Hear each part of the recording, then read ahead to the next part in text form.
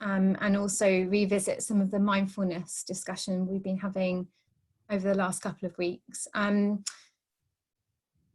So just to reintroduce ourselves in case you don't know us. So we is myself and my colleague Rachel Davies. So I'm Hannah Moncad, my colleague is Rachel Davies, and we are sharing a job together, running a maternity psychology pilot project across SHIP.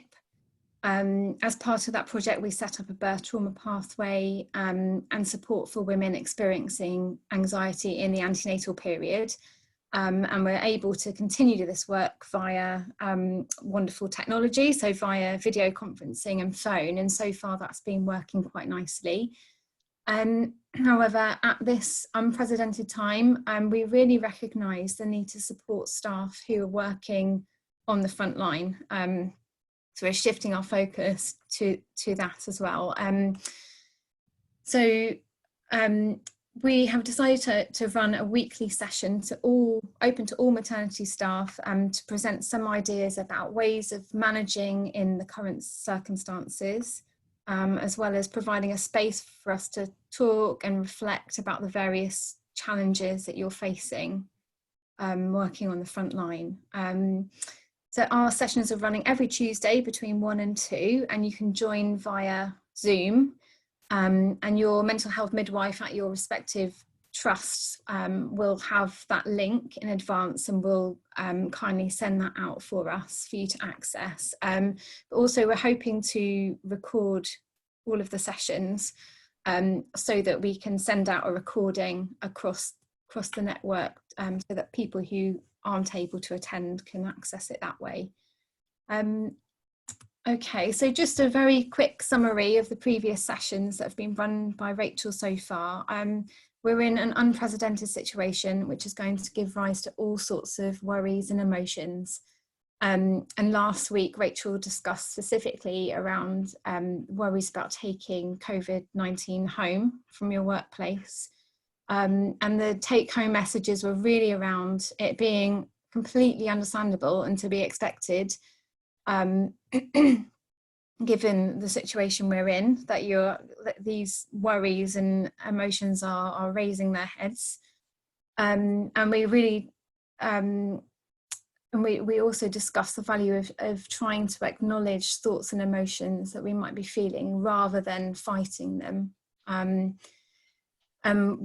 Rachel discussed different ways to manage difficult thoughts and feelings, so exercises around staying in the moment, identifying those things that we can control, and those practical steps that you can take to reduce risks, and keeping hold of that objective perspective on the risk taking, and maybe doing things like reducing your media exposure when it stirs up anxiety. And also that sort of recognising the amazing job that you're all doing, and the care that you're giving, taking care of yourself, and the importance of talking to one another, your colleagues, your managers, your family, and it's all about kind of being really open and honest with one another about how we're all feeling. Okay, so today, as requested, we're going to be thinking specifically about panic attacks. And if they occur, and what you can do to manage them, or what you can do to support your colleagues or the women that you're supporting who may be experiencing them within your workplace. Okay, but before we start to do that, I'm going to first return to the concept of mindfulness, or connecting with the present moment, and do an exercise together to connect us all together as people in this moment. Last time Rachel spoke before about how our mind is like a problem-solving machine. So, and you know, it's really very good at its job. So it's always looking out for new problems, and it's a really useful ability to be able to do that. That ability allows us to reflect and learn from the past, and to predict and plan for the future. However, this can sometimes start to create problems when we get really caught up in that problem-solving mode. And when that happens, we can spend lots of time in the past, reliving old hurts, failures, rejections and mistakes, and a lot of time in the future. So worrying about everything that could possibly go wrong. And meanwhile, we're missing out on life in the present. It's really hard to appreciate what we have right now when we're focused on all of the things that are bad or wrong or not quite right or need to be fixed or sorted. But we need to learn how to do that. So to shift from that problem-solving mode to focusing on what's here and now. Excuse me. And here's a quote that I really like. There is only one time that is important: now. It is the most important time because it is the only time that we have any power. And that quote, I really like that because it really reminds me that life happens now, in this very moment. We can plan for the future or reflect on the past, but all of this happens in the present. This moment is all we have. And connecting with the present moment means being here and now, fully conscious of our experience, instead of being really lost in thought, in that problem-solving mode. And being able to enhance our conscious awareness of our experience in this present moment allows us to perceive more accurately about what's really happening right now and fully engage in whatever we're doing.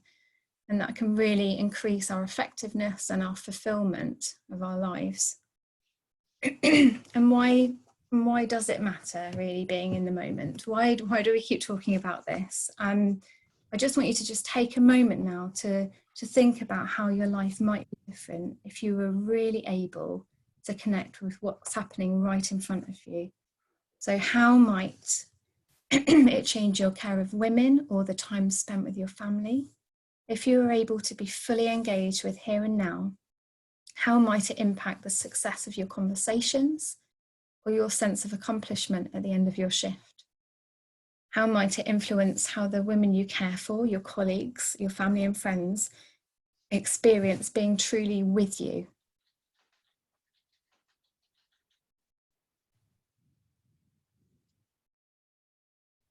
Okay, so let's now take this moment to be together, in this moment together now. I'm aware that there may be people joining us who haven't tried a mindfulness practice previously, so I've decided to return to mindfulness of the breath, and then perhaps next week we can move on to thinking about an exercise involving the body. Okay, so if everyone's sitting comfortably, I invite you to sit with your feet flat on the floor and your back straight, and either fix your eyes on a spot or close your eyes. Bring your attention to your breathing and observe it as if you're a curious scientist who has never encountered breathing before.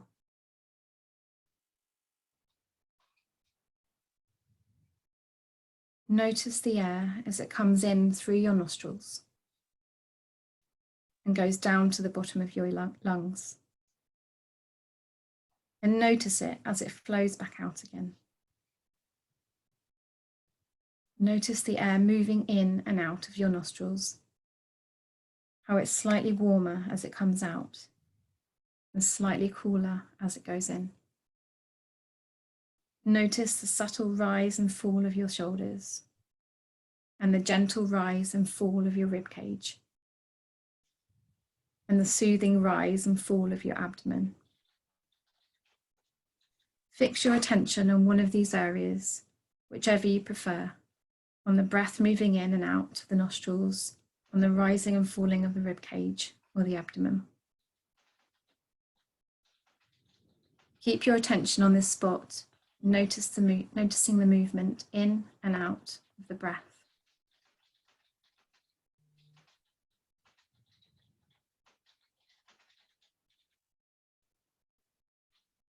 Whatever feelings, urges, or sensations arise, whether pleasant or unpleasant, gently acknowledge them, as if nodding your head at people passing by you in the street.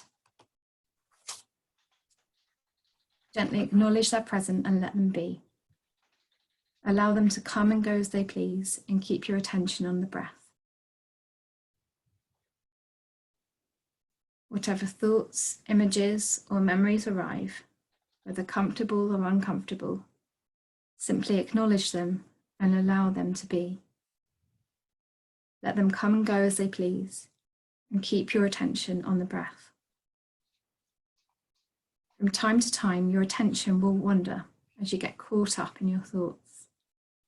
Each time this happens, notice what distracted you and bring your attention back to the breath. No matter how often you drift off, whether 100 times or 1,000, your aim is to simply notice what distracted you and to refocus on your breath. Again and again and again, you'll drift off into your thoughts. This is normal and natural and happens to everyone. Our minds naturally distract us from what we're doing.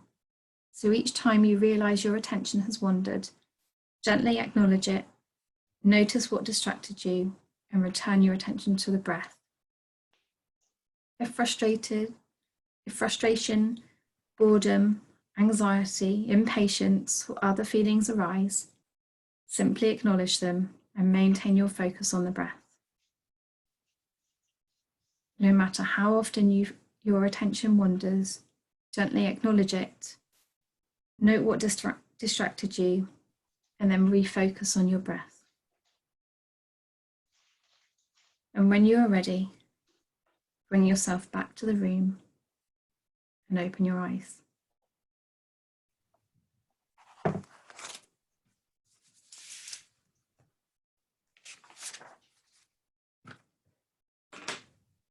Okay.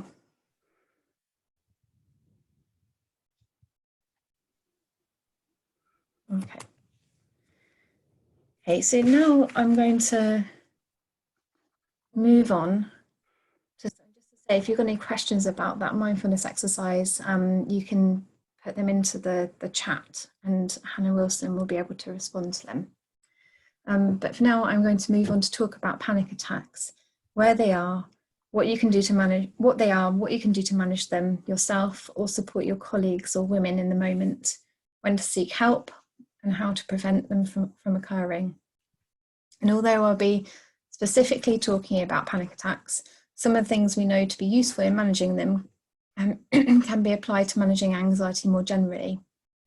Okay, so what are panic attacks? So a panic attack is a discrete period of really, really, really intense fear,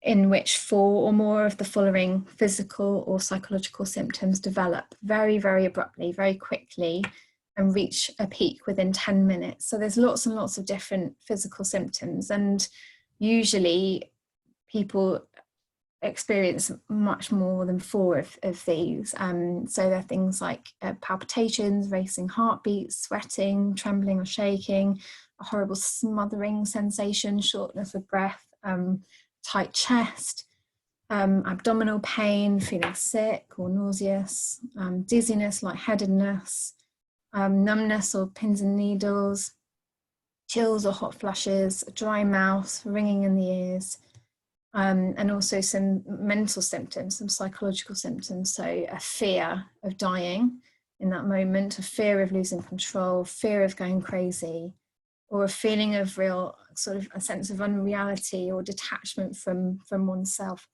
almost like you're watching yourself. And so as well as those really strong physical symptoms, when people experience a panic attack, they often have what we call catastrophic thoughts about what the symptoms might mean. So either physically, I'm going to die, this means I am going to die, or mentally, I'm going crazy. These symptoms mean I am going crazy.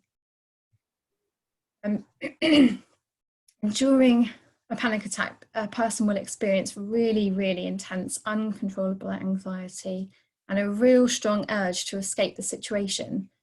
It's an incredibly frightening experience, and often many people develop worries about having another panic attack, and so go out of their way to avoid situations that they think might trigger a panic attack.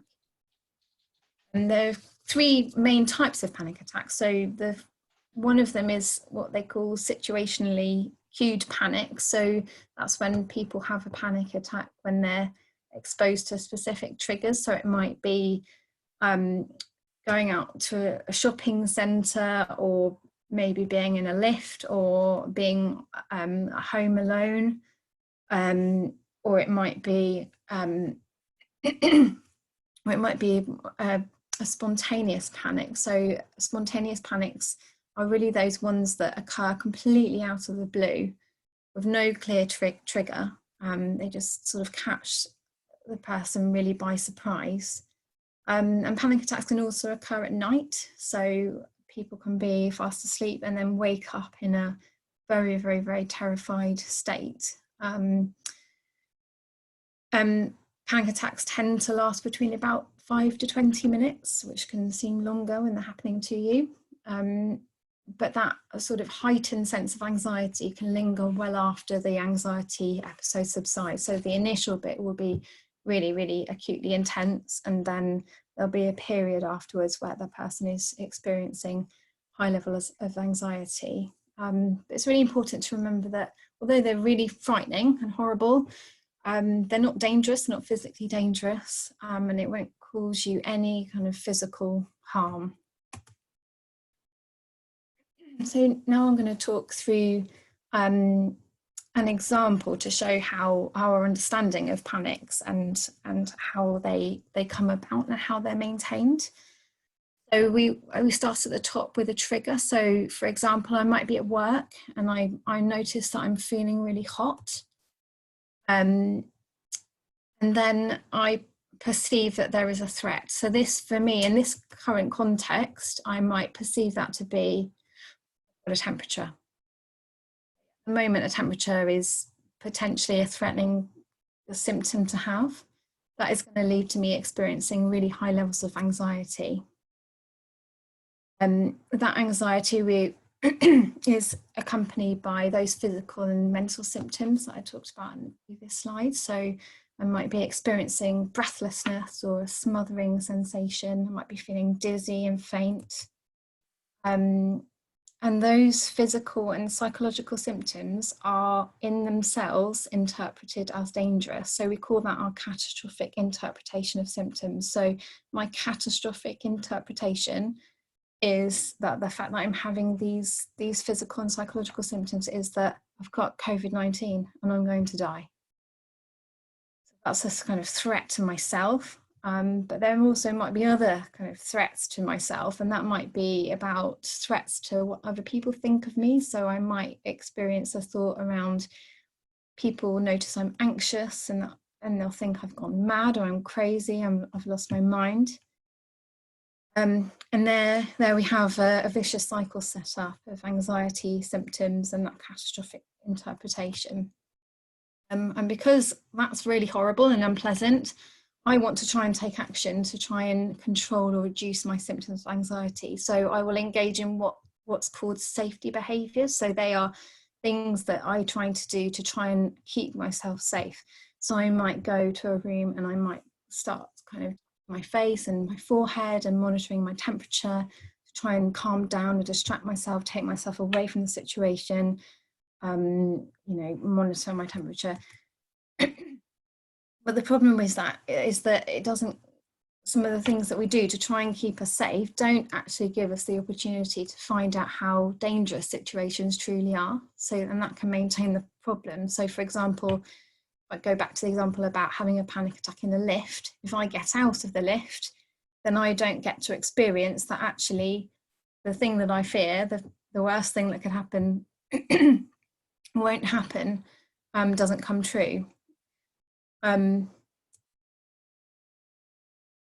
also some of those safety behaviours actually makes us pay even more attention to our physical symptoms. So I'm engaging in kind of checking my temperature by touching my forehead, and repeatedly checking my temperature might make me more anxious because I'm really, really paying attention to those physical symptoms. I hope that makes sense. So what should you do if you experience a panic attack? So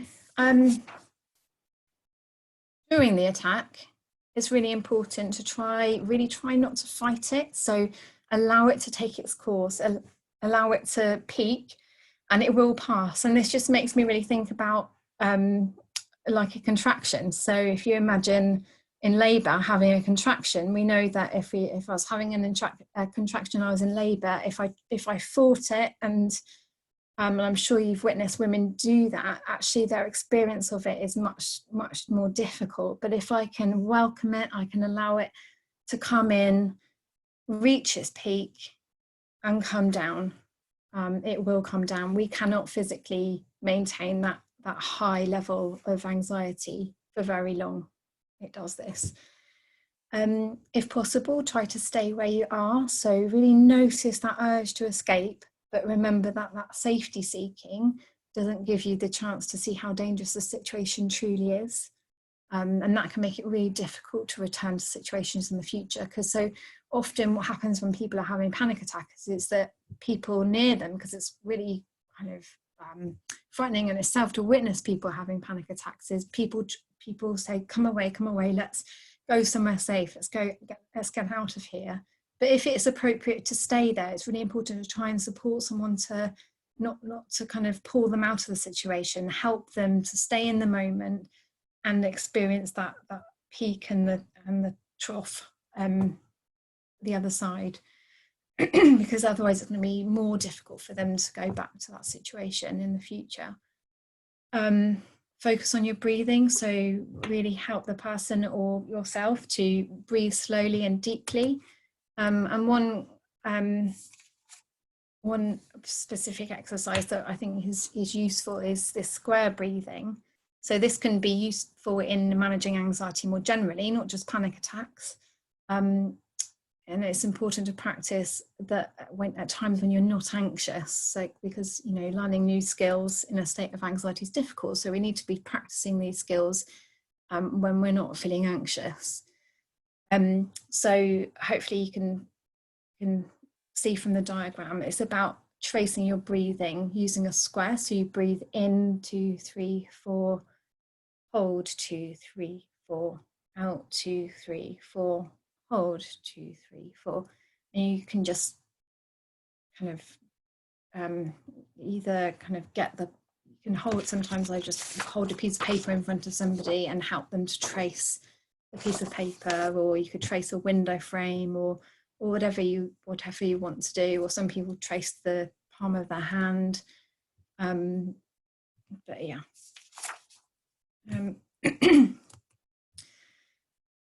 But really, I think this is really where our mindfulness skills come into play. So you've probably heard of grounding techniques. So for example, we try to focus on all of our senses. So what can you see, hear, taste, smell, feel? But these grounding techniques are essentially a way of drawing you back to the present moment. So to quieten down that problem-solving part of our minds. And we could think of a panic attack, or any time really when we've experienced heightened anxiety, as an emotional storm.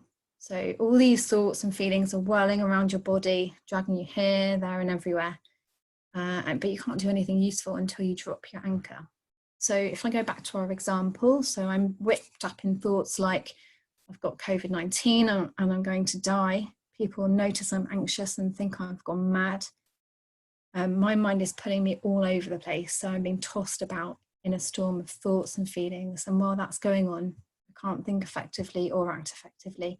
So before I do anything else, I need to drop my anchor. So if possible, I'd like to try that together now. So you can push your feet into the floor. Feel the ground beneath you. Now sit up in your chair. Notice how you're sitting. And look around the room and notice what you can see. Notice what you can hear. Notice what you're doing right now. Notice that you and I are here now, talking to each other.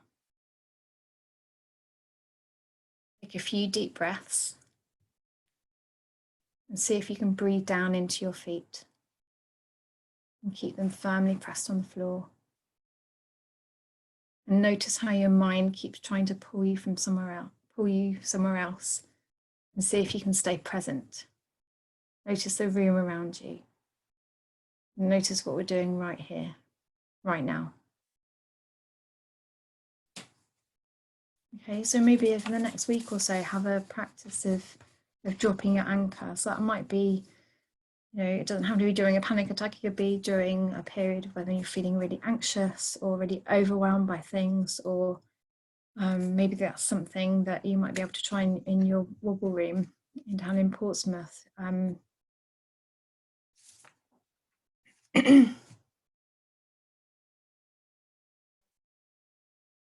And then on the period after you've experienced a panic attack, or a person has experienced a panic attack, it's really important to remember that there's going to be a recovery period. So after the rise and the fall, you don't go back to baseline, you go just below baseline. So you need to really pay attention to what your body needs after you've had a panic. So you might need to rest somewhere quietly, or go and have something to eat or drink. Make a phone call, talk to someone, go and get some fresh air, whatever you need to do just to allow your body and mind to recover. Talk to someone. So it can be really helpful to talk to particularly colleagues when you're at work. Particularly if you've experienced a panic attack before, you can talk to your colleagues or managers about how you'd like them to help you, what they can do to support you. Try really hard not to avoid any situations that make you feel anxious, and try not to use things like alcohol and smoking or drugs to relieve anxiety, because we know, of course, that these can all contribute to poor mental health, and then you're more likely to experience them. But I think one of the most powerful things that we can do to help manage panic attacks and anxiety more generally is to attend to our general well-being. So as another metaphor, psychologists love metaphors. So here the bucket represents our lives, and the water represents stress. Okay. And we can think that there's always a bit of water in the bottom of our bucket as life is stressful, whatever's going on. But sometimes it really rains. So bad things happen and it rains, and the bucket gets really full. And sometimes the sun will come out and evaporate some of the water away. But sometimes we're in for a rainy season. And this really answers the question as to why there's more distress around at the moment. So whether it's panic attacks in people who've never experienced them before, or something else, but essentially our buckets are rather full at the moment, whether that's work stress, or how we're managing parenting and homeschooling our children for the foreseeable future, job losses, bereavement, and the list goes on. So what happens to our bucket when it gets too full? Well, it overflows. So overflowing will look different for all of us. So it might be a panic attack, it might be snapping at our colleagues, or it might be burnout. So more than ever, we need to take really proactive steps to keep our water level down. We need to plumb in the tap. I don't have enough time now really to give this the attention it deserves in this session, but Rachel and I hope to come back to this. Here are some suggestions about ways that you can plumb in a tap. So they could be the breathing exercises we've talked about, the regular exercise. So we know we have to be a bit creative at the moment in terms of exercising, but if you are able to get some in every day, then we know there's lots and lots of research just to show how important it is at reducing our stress and tension. Using things like yoga and Pilates to help you relax, and I know there's lots of things online that you can access, and I think on the NHS Choices website there's some links to yoga and Pilates session that you can access for free. Sleep hygiene, so that was one of the things that were requested for us to talk about in a future session. So that could be a whole session in itself, really, thinking about how we can promote good sleep. Life is more difficult to cope with when we're sleep deprived. So really, yeah, paying attention to those things are really important. Things like eating healthily, making time for the fun stuff in life too. And I know that's more difficult at the moment. We have to be more creative, but giving yourself permission as well to just, you know what, tonight I'm gonna put Netflix on and slob in front of the sofa with an Easter egg, and that's okay. And engage in those positive relationships. So seek out contact with people you know that make you feel good. Other things here. So bank your achievements. I'm sure, I mean, you're all doing an absolutely amazing job. And I guess it's just about kind of banking those achievements. Think of it like a sort of piggy bank in your heart, and every time you're doing something worthwhile and meaningful, bank it. Judge only against yourself. So I think at the moment it's really difficult because people are posting all over social media about all the, you know, for example, you know, all the amazing things that they're doing with their children and their homeschooling. But you know, some days we're able to do that kind of stuff and some days we're not, and that's okay. Judge only against yourself. Be yourself, because everyone else is taken. And be again, it's about kind of being aware and engaging with your own thoughts and feelings and not pushing them away, and not keeping a lid on stuff. Mindfulness, so being in the moment. And I guess we all have, I'm sure we can all relate to experiences of being at home and trying to relax, but your mind is just full of work and your mind is kind of racing, and your problem solving mind is pulling you into work and thinking about that. But I guess you're either at work or you're not. So really try to, if you notice yourself in problem solving mode, perhaps use some mindfulness or drop your anchor to kind of ground you in the moment, so you can really kind of appreciate your downtime. And then living life in accordance to your values, so the things that really matter to you. So I will talk about that more in another session. Going back to panic attacks, so sometimes panic attack can be a one-off, but when we experience kind of recurrent attacks, and the diagnostic criteria says it has to be followed by at least 1 month of continuous worry or concern about having further attacks, might lead to a diagnosis of panic disorder. So if you have been experiencing symptoms of panic disorder, it's important to see your GP. And your GP can make a referral to your local IAP services, or you can make a self-referral. And the treatment for it is talking therapies. So within that talking therapy, the therapist or psychologist would target different parts of the panic cycle to break it.